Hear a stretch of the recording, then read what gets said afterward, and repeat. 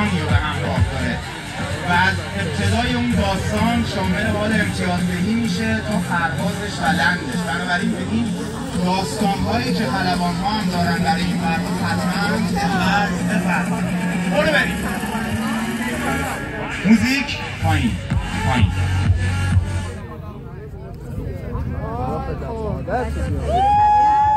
تشویقش کنید. بله بله.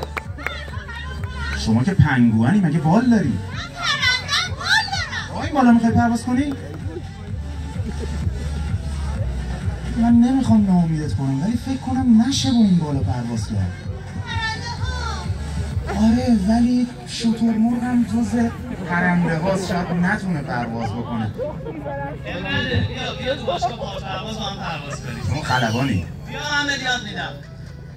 بیا. موزیک تشویقش کنید.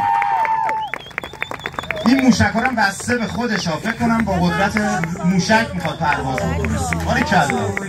با قلبی پر از رویا و لبخند تشویق نمیترسی باورداری به پرواز در دنیایی که میگن پرنده هستی ولی نیست تقدیرت پرواز. ای پنگوئن برو جلو به آسمونا با قدرت با انگیزه تا بلندترین گله‌ها باورت مثل موشک روشن شده تا انتها.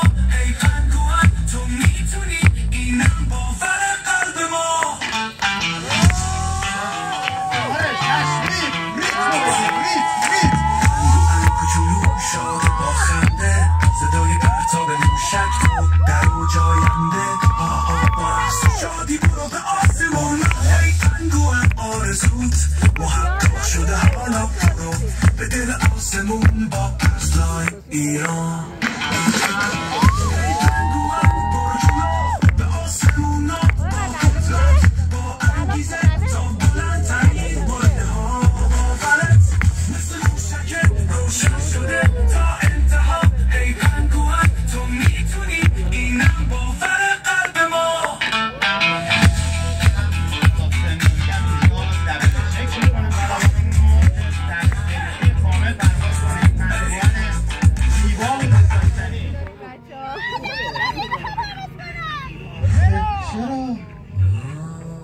هنوز خودش باور نداره.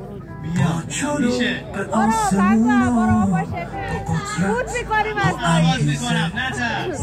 تا بلندترین همه قله‌ها بود کنیم بچه‌ها. باورت مثل موشک اطمینان کن پنگوئن جان. روشن شده تا پاسگاهی کارش انتها. خیلی درسته مگه نه؟